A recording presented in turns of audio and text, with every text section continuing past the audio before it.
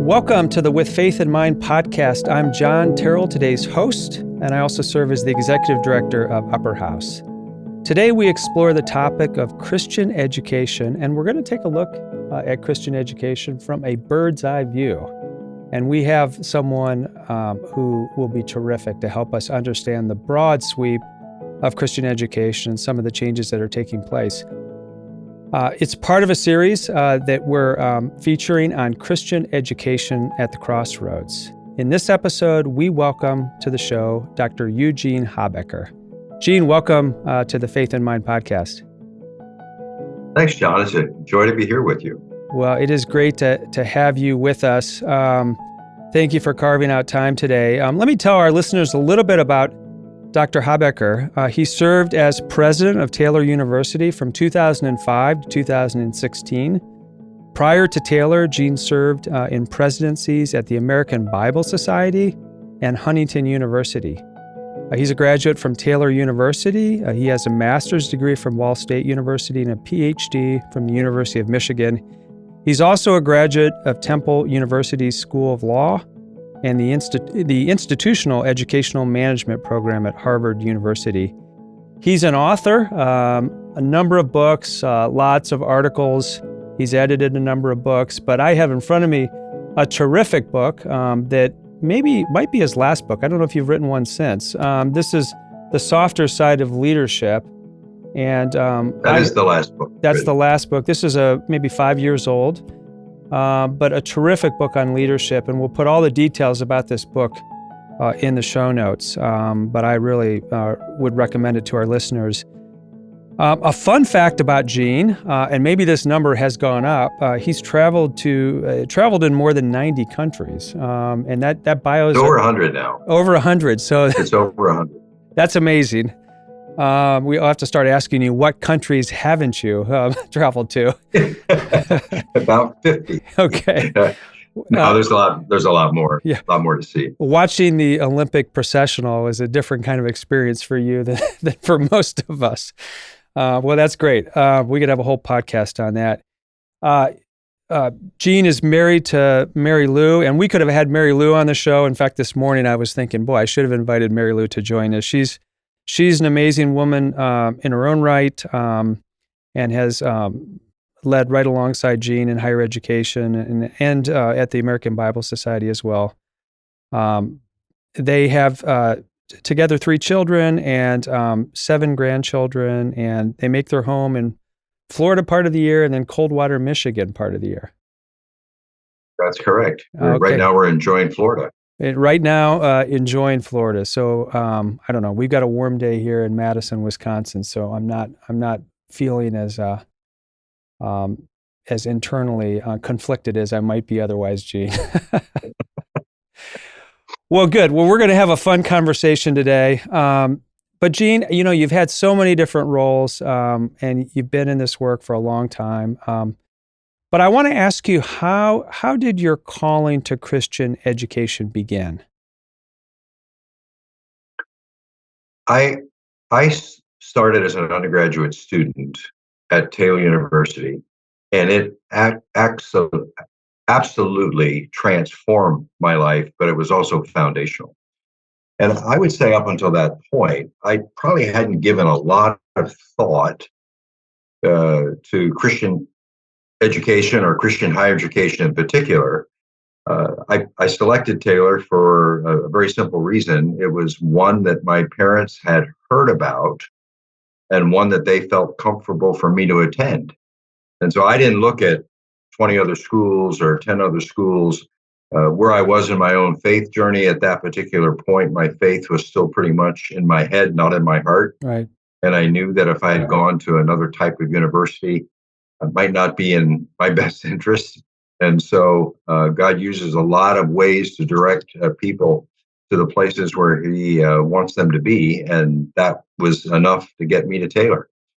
And then when I got there, obviously, as I said, it was foundational and transformational in my own life. And I've been a fan of it ever since.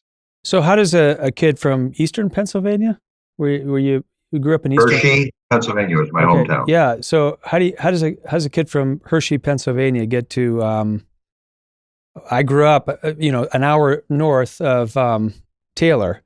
And it is kind of the cornfields of Indiana. How do you, I mean, clearly there's a great reputation there, but how did your family have a connection to Taylor? Actually, it was through athletics. In our Sunday school at our church, we used to get a Scripture Press magazine, a little paper called Power for Living, and we got it every week we were at church, and it told stories. And this focused on a couple of coaches at Taylor University at that point, by the name of Don Odell and Bob Davenport. One was the basketball coach, the other was the football coach, and their stories were featured in Power for Living.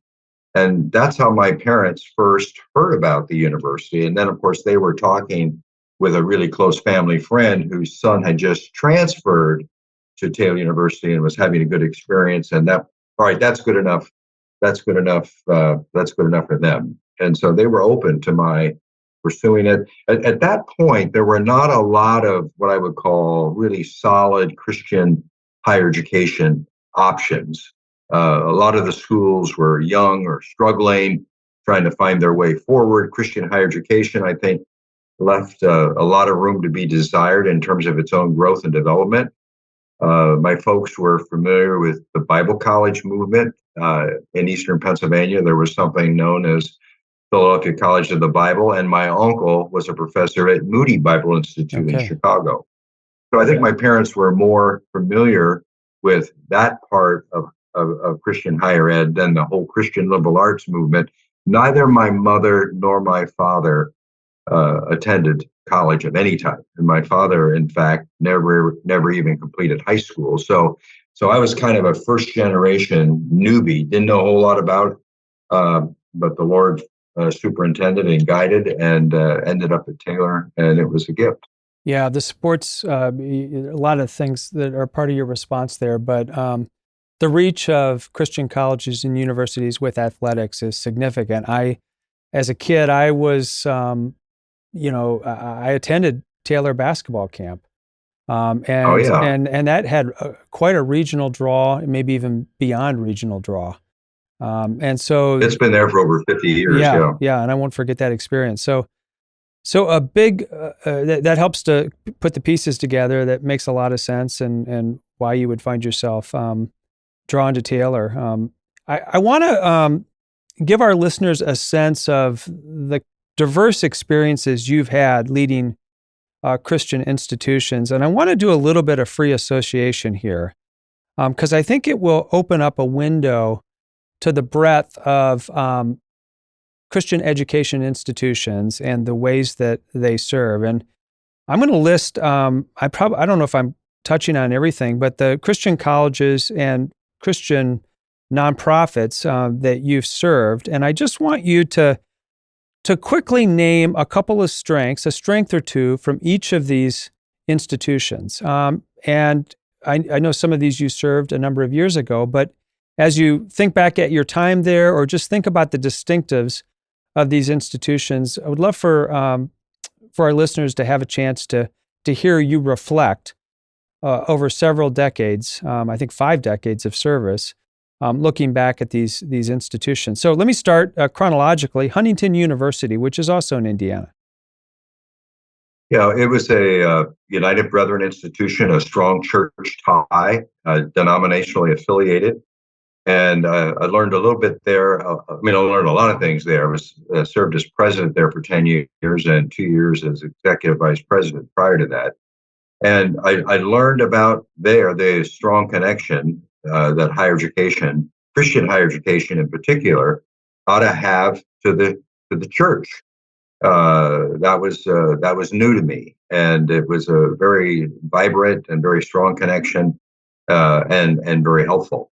The mystery to me is why the church, by and large, doesn't support Christian higher education more strongly.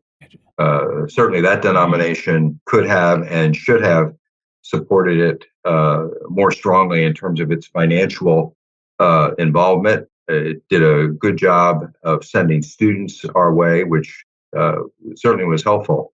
But that's kind of where I cut my teeth in presidential leadership, something I then had the joy of experiencing for 35 consecutive years, Yeah. where I had the joy of serving in president CEO roles. Yeah. And I realize I don't That have was these, the beginning. I don't have these in chronological order, but that's really, really helpful. And the strong denominational tie, or the denominational tie, and some of the challenges around the strengths and weaknesses of that tie, and where it was being well leveraged and not as well leveraged, is insightful. George Fox University. That was a fringe university, really a strong Anabaptist, very strong in the peace movement. Herbert Hoover, a former U.S. president, was known to have attended the Academy, which was a precursor to George Fox University. That was my first C-suite type of appointment. I was dean of students there for 4 years, and was assistant professor in the classroom in the political science department. Uh, that's where I learned, among other things. I was 28 when I was named dean of students there. Didn't know what I was doing, but fortunately, I knew enough about what I was doing to qualify for the job. But that one of the things of the George Fox experience was the way more senior leaders invested in me as a young leader, and the way that helped grow me and shape me and form me, that would impact me for the rest of my life. I still know those names, still remember the conversations, and several of them I refer to in the book. Yeah. Wow. Eastern University, this may have been your first assignment. Is that correct? That was my first job out of grad school. Okay. I had been offered a position at Wheaton College as associate dean, and a position at Eastern as assistant dean. And all my friends said, "You've got to go to have to go to Wheaton, because that's the name." But I was on a break from my law school education at that point, from Indiana University, Bloomington, which is where I had started my first year of law school. And I was taking some courses in the higher ed department at Indiana University at that point, preparing to go to Eastern. And I said, well, before I made the decision to go to Eastern, I said, if you had to select the kind of school that ought to be your first job, what would you recommend? He said, I would recommend a young, struggling liberal arts college. They're still trying to figure out everything, or a community college. He said, you're going to have the opportunity to get involved in almost everything. Whereas in a more stable, more mature institution, which Wheaton certainly was at that point, you're going to get stuck on a shelf, and most likely have a narrower range of responsibilities. That was a pretty prophetic statement. Yeah. Mm-hmm. You know, Wheaton wanted me to be in that role 11 months of the year. I didn't have the opportunity to, would not have the opportunity to continue my legal education if I had made the Wheaton choice. And so we made the decision to say no to Wheaton and go to Eastern, where I could finish my law degree while I was there at Temple University. And while I was there, in 4 years, I was assistant dean of students, director financial aid, cross-country coach, assistant athletic director, and an instructor in phys ed. I mean, as well as my wife and I were both RDs, hall directors.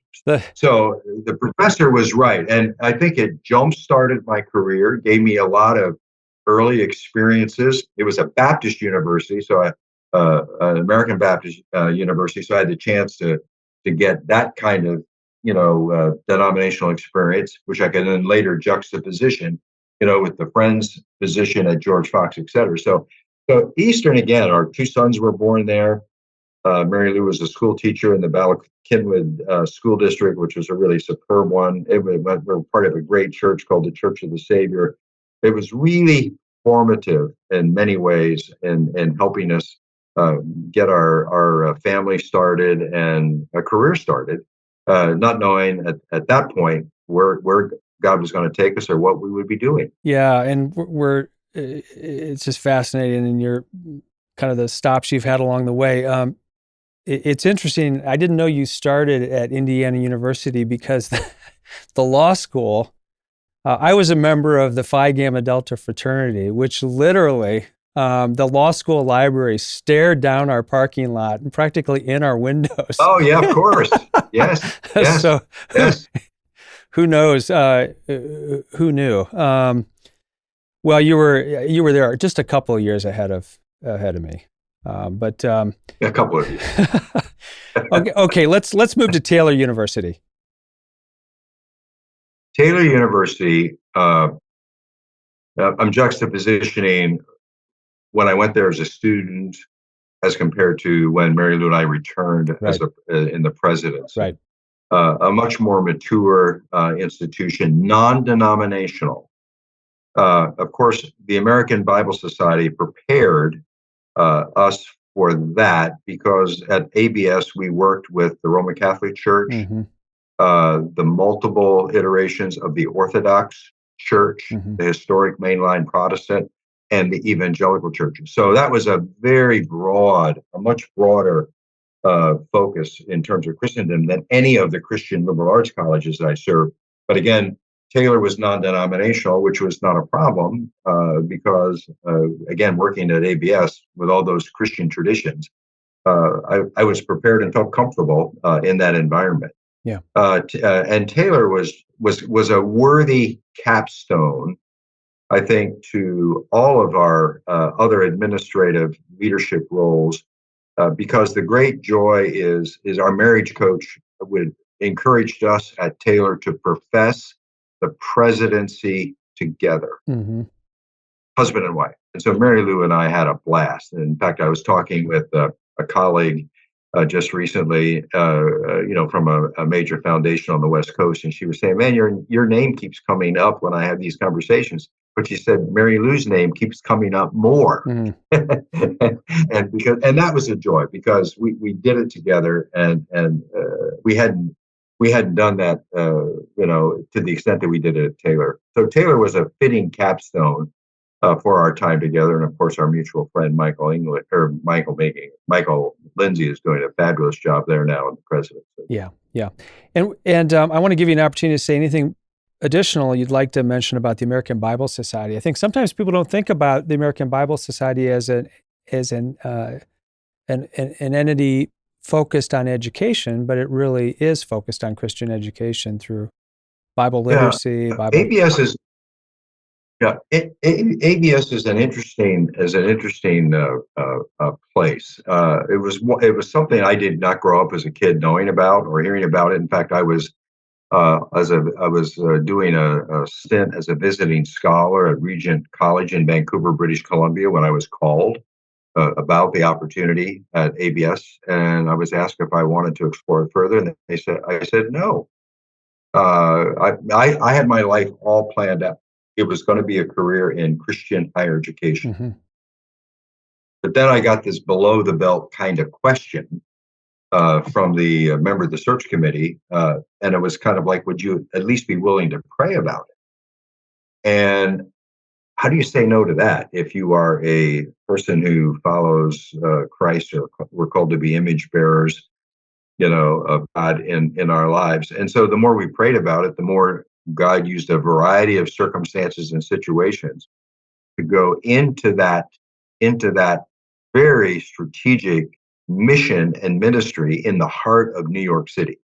And again, I grew up on a farm. I was a farm kid, and the schools that you've named are not, except for Temple University, which is in North Urban Philadelphia.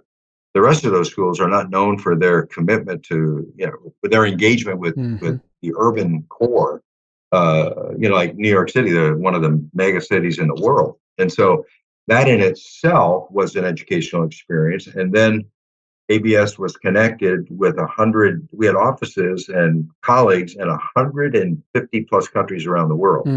And I got to be involved in leadership, not only at ABS, but globally, chaired the overarching board of the United Bible Societies. And that's really where God gave me a whole different education, gave us a whole different education with regard to diversity and the beauty of his church and the world that he created. Yeah. And as you stated, ABS has always been involved in education in some way, shape, or form, whether it's literacy, major literacy program, whether it's putting a spoken language into a printed form in terms of Bible translation.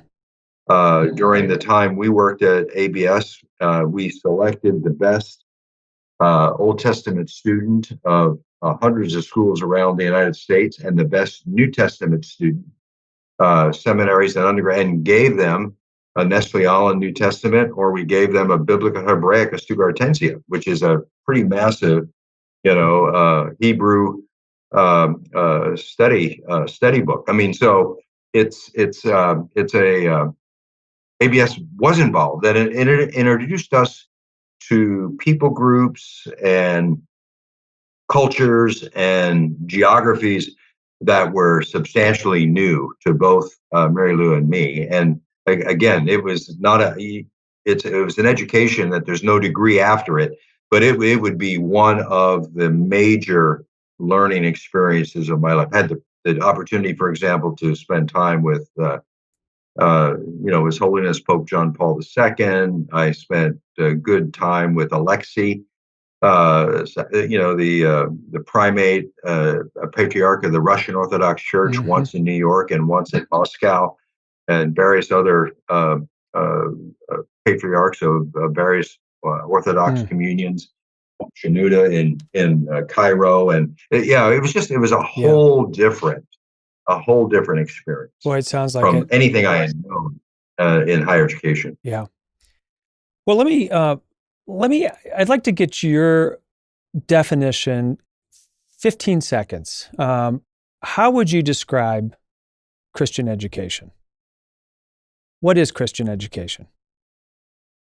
Where image bearers of God reflect in the development of their minds and hearts the attributes and the gifts that God has given to each of those individuals, but in a way to grow intellectually and socially and spiritually as well, grounded in God's word.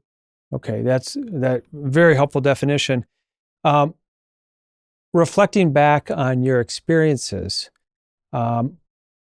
what are some of the main ways that you have seen people move into a deeper sense of their image-bearing capacity? So what are the channels, the delivery mechanisms? And again, kind of a brief response here that you have come to understand as really important and essential for helping people develop as people made in the image of God. Well, let me mention two, particularly strong mentorship in terms of a faculty-student relationship. Strong mentorship in the student-faculty relationship in the context, secondly, of a vibrant, dynamic community. Okay. So it's the mentorship of faculty and with students in the context of a supportive community that shares similar values and committed to similar objectives. Great. Very helpful. So as an administrator, I'm going to press you here, and this is really around metrics or impact. How do you know if your institution's being successful? In your roles, how did you discern, how did your teams discern if you were actually doing a good job of what you were setting out to do? Well, there are a couple of ways I can answer that. The first way I'm going to answer is by referencing something that all higher education has to wrestle with, and that's the accreditation process. Basically, one of the things that accreditation does is to address the question, are you really doing, in fact, what you say you're doing? And so, for example, at the University of Wisconsin, that's accredited by the Higher Learning Commission based in Chicago. I served as a consultant evaluator for the Higher Learning Commission for 10 years. And that's one of the things that a team would do when it goes to visit a university in response to a self-study is to verify and validate that what you say you are doing is what you're actually doing. Now, that's interesting because the evaluators themselves are not necessarily people of faith. These are people who are colleagues who share commitments to quality and excellence in higher ed. And so those are the people that are looking through all of your documents. So what basically, one of the things, just a quick little aside here, one of the things that I don't think we reference enough in the Christian community is the importance of doing good or doing good works.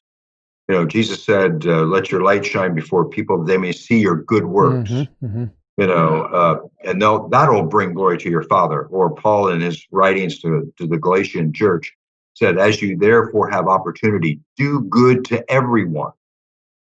So doing good, especially, finish the verse, do good to everyone, especially those that are the household of faith. So the whole idea of doing good can be observable by people outside of the faith. And that's what the accreditation process is. So that's the first thing. How would we know we're achieving what we're trying to achieve? And the accreditation process is one. The audit process, having a CPA, an outside CPA firm, come in and evaluate you financially. Are you managing well? Are your business processes good? That's another way. But of course, the practical way that you address that question is look at the lives of your alumni. What are their commitments? What are they involved in? And then two other pieces of the practical way of checking is are people enrolling, in significant numbers at your institution, and are people supporting it financially? Yeah. I mean, that's one of the ways you can measure relevance to what you're doing is are people coming, staying, and graduating from your institution, and is there financial support to help pay the cost of what it takes to offer Christian higher education. Yeah. So those are some of the metrics that I would into. So helpful, and I know you think a lot about this. What about you mentioned dynamic community and the mentoring relationship between students and faculty? Yeah. What are ways that institutions can ensure that dynamics like that are in place and are effective? How did you do it? How did you measure the dynamism of your campus, and how did you measure the strength and quality of mentoring relationships? Well, Taylor did it in many ways, but one of the most unique ways was through its chapel experience. Taylor, unlike almost any other Christian institution, does not take attendance at chapel. It says to students, this is expected, but we're not going to stand over you and have people take attendance or use credit, little chapel cards or whatever through a scan or whatever. And in fact, I would tell parents, if your son or daughter is not serious about growing in their Christian faith, this is probably the wrong institution for you. And the joy that we had is chapel at Taylor is packed 3 times a week. People are there because they want to be. So I think one of the things that was a big measurement for us was the chapel experience. We invested a lot into that experience, that gathering together as community to worship, to learn together. You think about the platform of, what university brings, Christian or otherwise, brings together 1,500 plus students 3 times a week for a common shared learning experience. Yeah. That most of the time included worship. I mean, that is a rare experience. Right. Where students choose to go there, not have to go, not going to get in trouble if they don't, but choose to go because they want to be that kind of person. So that was a huge part of the Taylor community. And of course, that's supplemented. Most of our Taylor students chose intentionally to live in residence halls for all 4 years or in some kind of residential experience. That was viewed as another part of the learning environment. A lot of other colleges have picked up on that, and big universities like University of Wisconsin, Michigan State. Michigan State not pioneered, but was a leader in terms of staffing educationally. The residence hall experience. And I think the namesakes on your foundation at Upper House, were very much involved in that at Michigan State, if I remember my conversations correctly. And so a lot of universities do that. But when you have that educational mix, both within the classroom and outside of the classroom, so that all of those units together, you're seeking to mentor and develop young people, in what does it mean to model and to mirror, it'd be a better word, to mirror God's image in everything that you do. That's a pretty powerful combination. And then, the chapel experience kind of ties it all together. So whether it's on the athletic field, or whether it's in a residence hall, or whether it's in clubs, or whether it's in the classroom, or whether it's in chapel, there is a consistent message being shared, about what it means to be a faithful image bearer and letting your life mirror the kinds of things that Jesus taught in the Gospels, the kind of things we learn in the Scripture. At the same time, you're developing that mind and that whole cognitive side of you as well. That's a pretty powerful combination. Yeah, it really is. There's a coherence and attention to the affections, and integration. Yeah, and integration. Right. There's so much I could press into here. Let me ask one more question about this experience of chapel, because I think that's interesting, and I know that's a really significant thing at Taylor. Is strong chapel attendance a leading indicator of spiritual well-being, or a lagging indicator? To me, it'd be a leading. I want it to be a leading indicator. Okay, and talk about why, and maybe our listeners aren't familiar with those terms, but talk about how you understand, because what's one of the things that's so interesting talking about you is your attention to management discipline, but in a way that is attentive to the soft side of leadership as well. And it's the title of your book. And so you're not someone who just drives at metrics without thinking about the softer dimensions of leadership and organizational health and so forth. But when you think about leading and lagging indicators as an administrator in institutions of higher Christian learning, how do you think about those two ways to capture performance? All right, let me distinguish between transactional exchanges versus transformational changes. You can get a transactional experience in higher education, even in Christian higher education, in many different formats. Mm-hmm. You can go online, many different modalities. You can go online, take whatever classes you're in, and you're out. I have teaching programs. You don't have time to really develop the long, and a lot of people choose to do that, right, which is okay. That's not negative, but that doesn't measure the kind of thing where I am really seeking. I'm really seeking to grow my Christian faith in a devotional, intellectual, integrated way.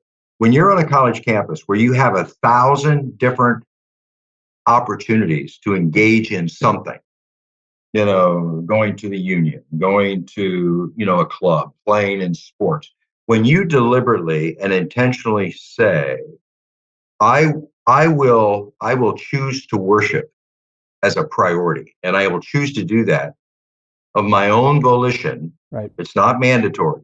You don't get in trouble.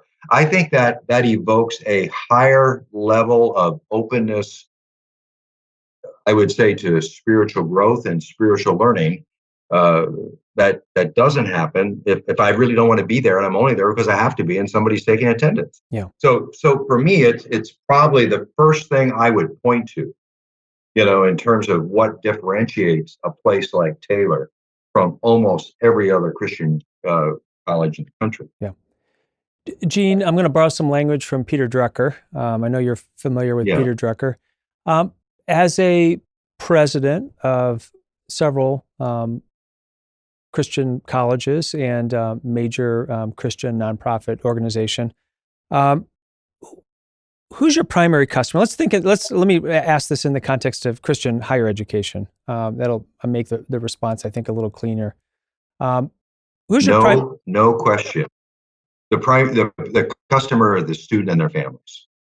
That is why we're there. In fact, when I came to Taylor, I would say to our faculty, I love faculty. Faculty are great for what we're trying to accomplish. We can't do without, you know, without the multiple ways in which you invest in our community and in the lives of our students. But students and their family, that's what we're focused on. That's why we're here, to serve and educate those students. If we make something else our priority, like the community, which is important, the geography where we live, what the board wants, what the staff wants, what the alumni are about, what the church wants. Not that all of these are important. Hear me on this. All of these are important priorities. But if we don't communicate to students that you are why we're here, and their families, don't get that, we're going to miss the mark, and we're going to lose, the very battle we're trying to win. So, yes, absolutely. I think that makes a lot of sense. There are a lot of really important additional stakeholders that have strong voice and have competing interests in some ways. Maybe they're complementary interests, but certainly some competing interests. What did you learn about managing multiple stakeholders? And in a Christian college setting, what groups constitute some of the really important secondary customers that you had to devote a lot of time paying attention to? Well, I've mentioned some of those just a minute ago. I usually talked about 7 or 8 every time I had a chance of competing people that want something different. I mean, students would be one group. Students didn't always want what their parents wanted. Parents didn't always want what the alumni wanted. Alumni didn't always want what the donors wanted. The donors didn't always want what the church wanted. The church didn't always want what the faculty wanted. The faculty didn't always want what the staff wanted. And then of course you have the communities, the geographies where we live and work. They don't always want what everyone else wants. And so I think your question is, how do you balance? How do you pull all of those different disparate groups together? Well, can you even balance? I guess part of my question, Gene, would be: can you actually accomplish the balancing act, or is is there a better metaphor of what you're actually doing? Balance is probably not the right word. I think there are a couple of approaches, though. I would say we need to take in terms of that, and one is we have to be crystal clear in our identity and who we are. We can't a Christian college can't be all things to all people. You're gonna, just like Jesus said, a house divided will not stand. Some people are going to like it, and the other are going to be opposite. We have to be who we are. And we can't be embarrassed or apologetic for who we are. And it is what it is, to use a cliche. I mean, it's and let's promote that, but do it in a sense of not just that's who we are. No, do it with love and grace and charity. Again, this is where the image bearer of who God calls us to be, made in His image, comes into play here. I mean, I don't have the opportunity to say, well, because I'm a university president, I can ignore, half of the teachings of what I think Jesus is teaching. I've got to practice those, and regardless of the position that I hold and the role that I serve. And so even there, I mean, people catch that. And Mary Lou would say, if she were on this with us, she would emphasize, and I totally agree, is the importance of relationship development Mm-hmm. and listening. And interestingly, active listening is more than just waiting to get your chance to speak. Really, really, we don't do a very good job in our culture and our communities of listening to one another. And so I think those are the kinds of things. And so when you can't, I'm sorry, the answer to that is no. And I know you're not going to be happy with that, but this is the direction we're going to go. Uh, Leadership is not about popularity. Mm. Well, I want you to like me for my decision. We all have the desire to be liked, but faithfulness is a better indicator. Mm-hmm. Faithfulness to the mission and to what I think we're called to do in those leadership roles that the Lord may entrust to us from time to time is really the bottom line. And to be faithful to the mission, sometimes people are going to be upset and people aren't going to like, particularly in a pluralistic world, where, certain positions that you end up taking, again, modeling love and charity and gracefulness, in your positions. Uh, uh, People may not necessarily like that and may be angry about it, and that's okay. Yeah. I want to come back to some leadership principles later in the interview as we start to get toward a close.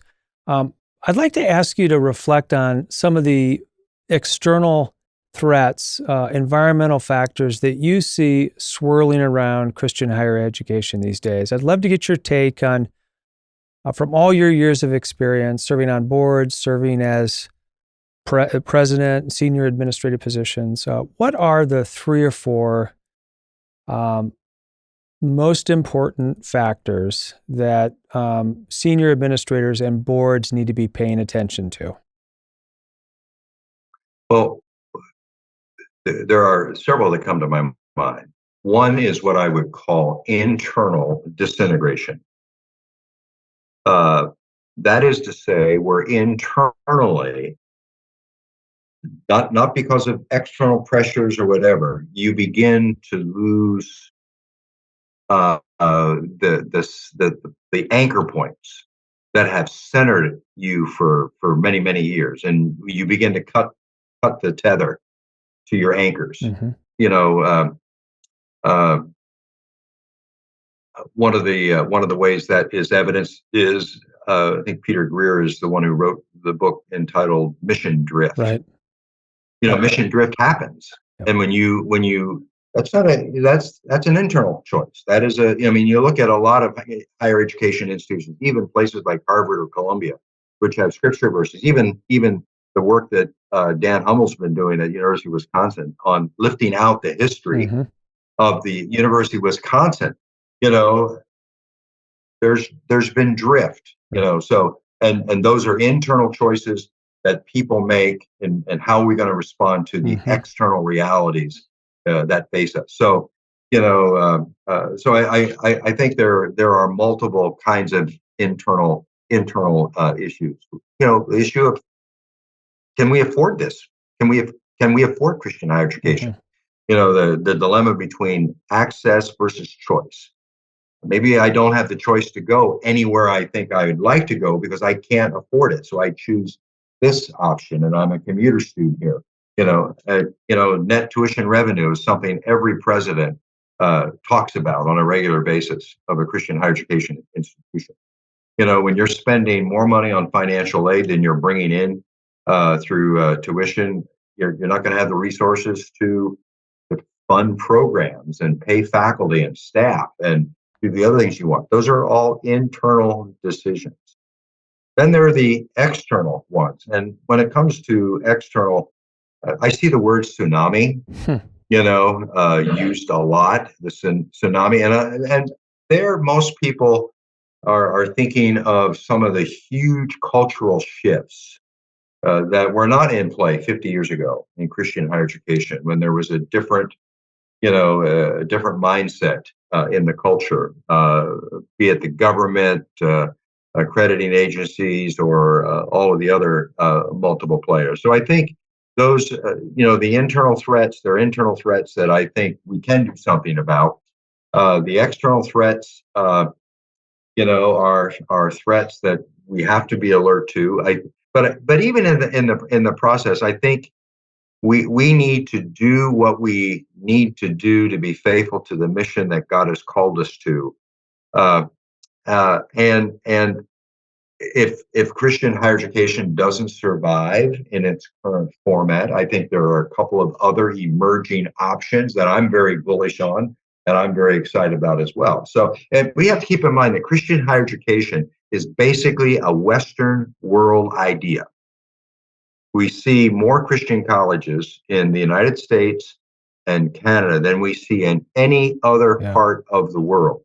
In many parts of the world, it's non-existent. I mean, you don't see very many Christian colleges in the United Kingdom, or in France, or Germany, or lots of other places. Just it's unique to the U.S., the Western world. So that's why I think, unless we think that the church is gonna go down the tubes if we don't have Christian higher education, it will not. Because you look around the rest of the world, and there is not that kind of Christian higher education mindset, that is there to support the church. So in many ways, we ought to be way ahead of the pack. Unfortunately, because of our Christian higher education focus, unfortunately, in many ways we're not. Well, then that leads me into my next question, and that is, you're someone who has benefited personally from private, non-religious, and public flagship universities. I'd love for you to reflect on what role these institutions have played in your life, and what are a couple of their unique advantages, even in advancing dimensions of Christian education. And then I want to move into the Consortium of Christian Study Centers and talk a little bit about that. But first, if you'd reflect on your experience in secular, non-religious institutions and the role they played. They clearly had a formative role in your life. And I wonder what you see as some of the unique advantages that those institutions can offer and the organizations that support them. Well, thank you. You're right. I've spent more years in non-Christian education settings as a student than I have spent in Christian education settings as a student. A master's degree from Ball State, law degree from Temple University, a PhD from the University of Michigan. I mean, all experiences that had profound impacts on me in multiple ways, and I think helped prepare me to serve our Lord better in whatever field it was going to lead. As I'm going through those experiences, I did not know what the end game was in terms of service and ministry and or vocational calling. Just didn't know. But I had a great experience at Ball State. I had a great experience at Temple. It introduced me to, the more urban setting, a more urban environment. It was an urban north central Philadelphia setting for Temple, and then of course the University of Michigan. I love that experience as well for my doctoral study. So yeah,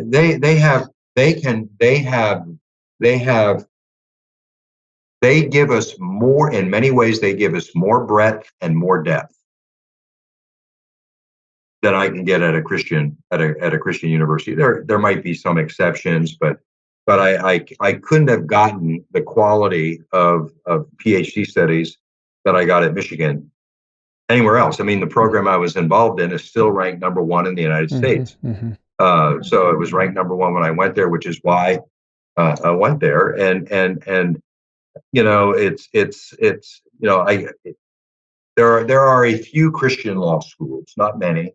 So if you really want to study in any of the professional areas, for the most part, you are not going to choose a Christian college because the options are so limited. If I want to study architecture, there are only 2 or 3 Christian colleges or universities that I'm aware of that offer architecture. So I think the kind of universities you're referring to, we're talking about, give us more breadth of opportunities and more depth. I can even if a Christian college does offer a PhD in an area, most of them don't offer research opportunities like I would get at a big university.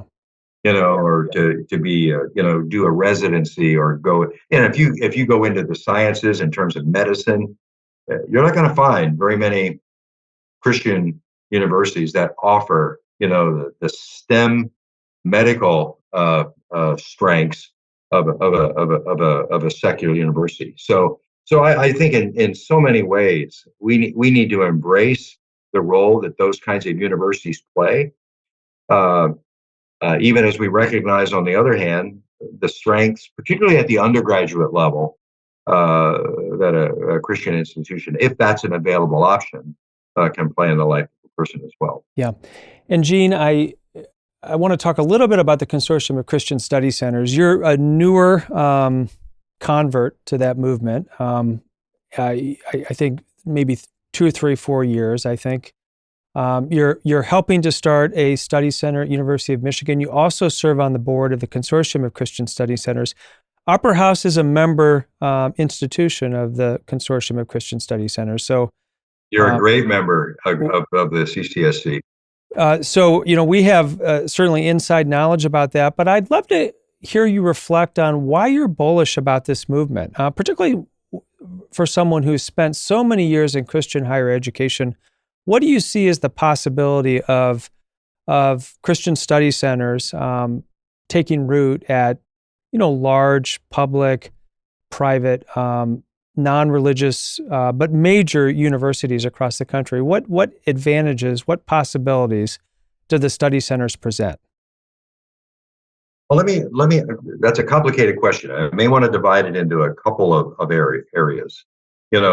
First of all, let me speak to what I see as the future of Christian higher education, Yeah. particularly in the West.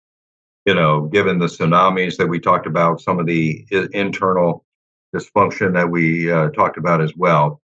We don't know in 50 years, or, are we going to have Christian colleges? We really don't know. And if somebody, we probably will, I hope we will, but we don't know. So that is an option that I think will always be there. But I think there are two other options.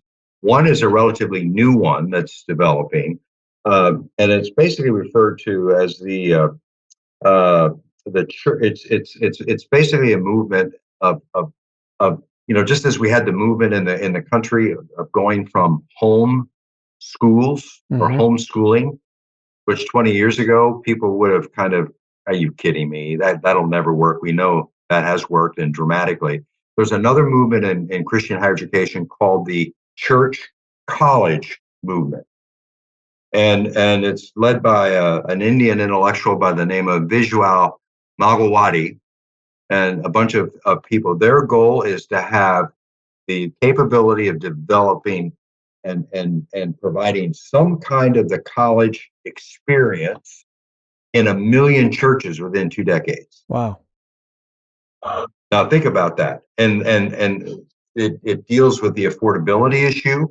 It deals with the disconnect between the church and Christian higher education, which in many cases, unless you're a denominational institution, there is that disconnect. There are not a whole lot of non-denominational churches that are supporting at a vibrant level. So I think that third revolution idea that Magawati is promoting. There's now a book available on Amazon that talks about it. Again, the church college model, and by extension, it builds on the homeschool idea, is a second option that I think we're going to see grow in various parts of the world. Maybe not so quickly in the West, but in other parts of the world, I think it'll come. And then I think the third one is the one you raised with the Consortium of Christian Study Centers.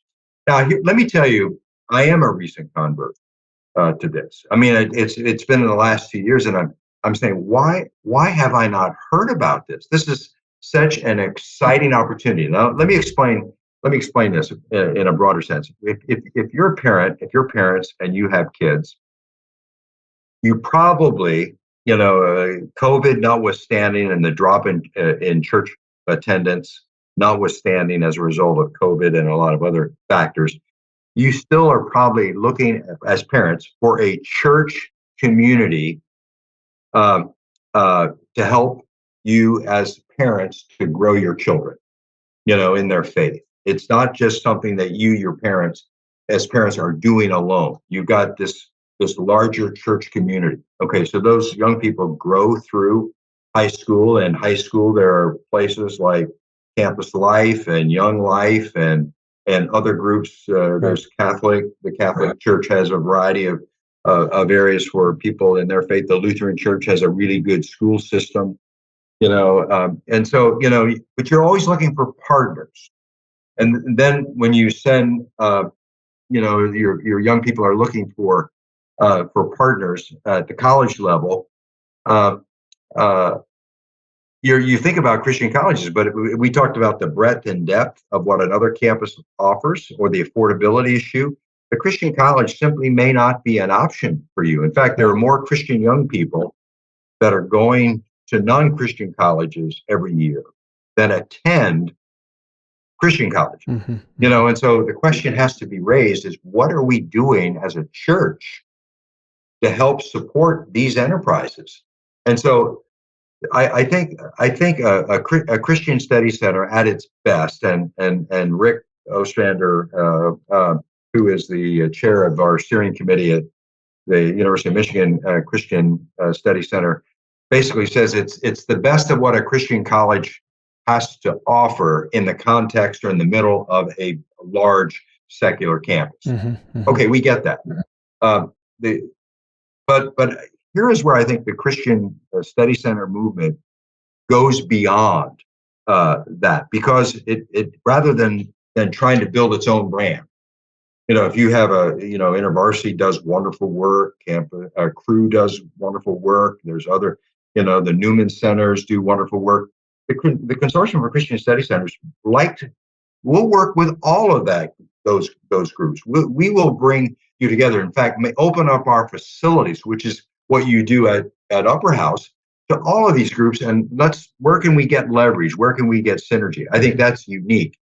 Some Christian Study Centers, their primary focus is on students and the student experience, which it is primarily, I think, probably through some other Christian ministries. But the Christian Study Center goes beyond that. It goes to working with faculty and having faculty in their work with students. And it does, as you do at Upper House, have faith learning integration sessions where faculty, Christian faculty from the University of Wisconsin, or in our case, at Michigan, from the University of Michigan, will come and talk about the philosophical Christian dimensions for the young people on those campuses.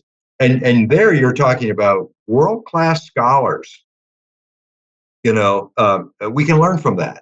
That model. I think we learn more about pluralism in the Consortium for Christian Study Center type campus. What's it like to function in a pluralistic world?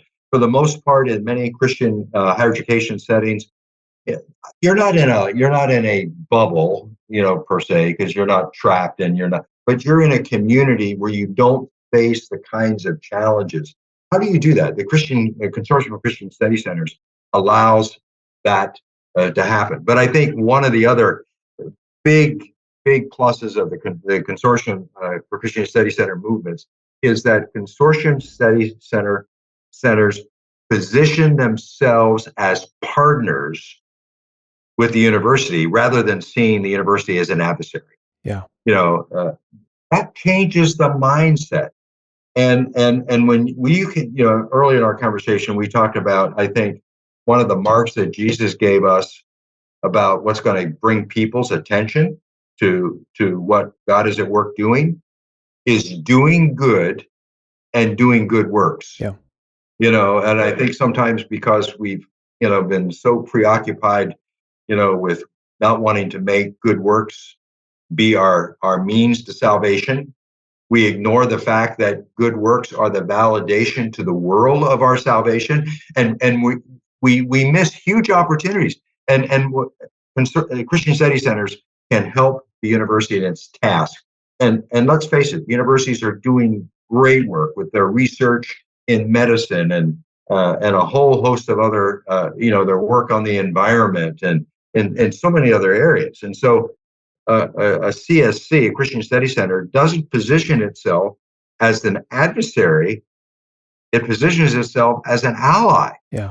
And that's really what we need to be doing, as we mirror, the image of God in our lives, positioning ourselves. This is a world we didn't create. It's a world that God created, with people having, the imago Deo. Each of us have within us the image of God. I mean, so I just think the Christian study movement, it represents a fabulous opportunity to address a part of the church that's here, Christian young people in a secular university setting, and their opportunity to grow and learn and have faith learning integration discussions with key faculty and staff and colleagues as they position themselves to be an ally. That to me is a win-win. Yeah.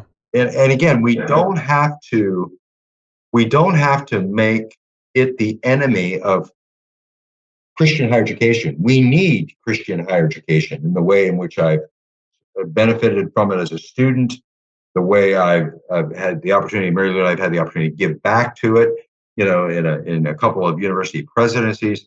But that's not enough if we hope to have a more global influence and influence other areas, reflecting the image of God in our lives, outside of the Christian higher education community. So yeah, it's a long answer, and I apologize for the long answer, but, Hey, I think that's one of the happening places right now where the church needs to wake up and see how it can support better, not just Christian higher ed, but consortium CCSC Christian study centers, because I think they're going to play an increasingly, as the pressure comes on the outside, as that tsunami that we talked to, Christian study centers are going to become more important to doing the work of the church than they've ever been.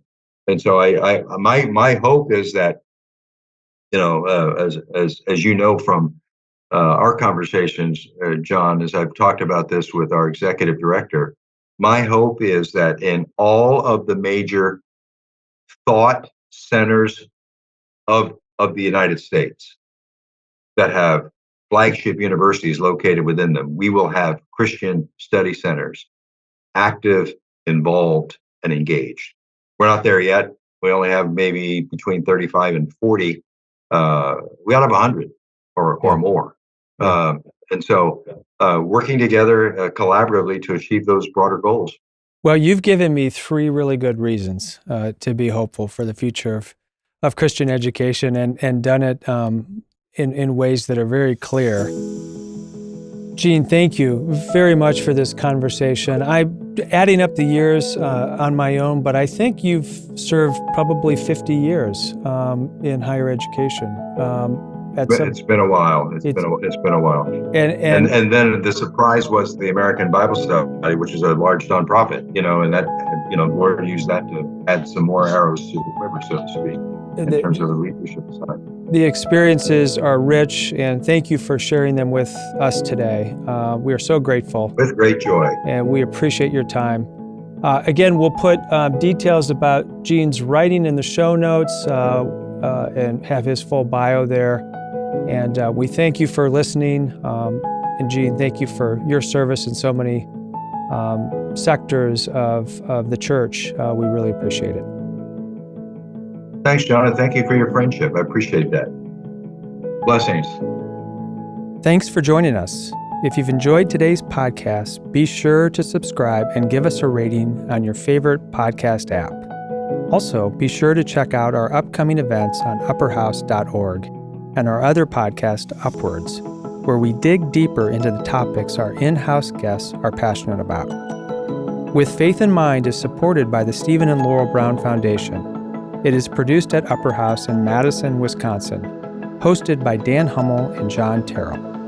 Our executive producer and editor is Jesse Koopman. Please follow us on social media with the handle @UpperHouseUW.